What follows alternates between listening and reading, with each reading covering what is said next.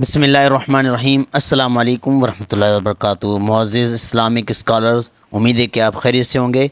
مشہور انبیاء کی سوائے حیات اور واقعات کے سلسلے میں حضرت ادریس علیہ السلام، حضرت آدم علیہ السلام کے بعد دوسرے نبی حضرت شیس علیہ السلام اور تیسرے نبی حضرت ادریس علیہ السلام تھے، جن کا اصل نام خنوخ یا اخنوخ تھا۔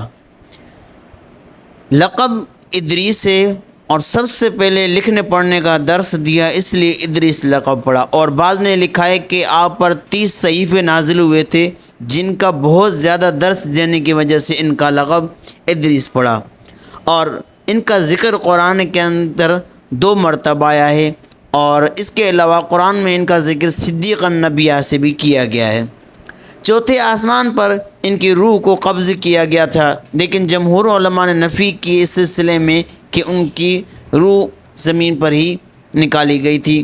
اس سلسلے میں ان کا ایک قصہ مشہور ہے، لیکن بہت زیادہ روایات اور مختلف روایات کی وجہ سے یہاں اس کو ذکر نہیں کیا گیا۔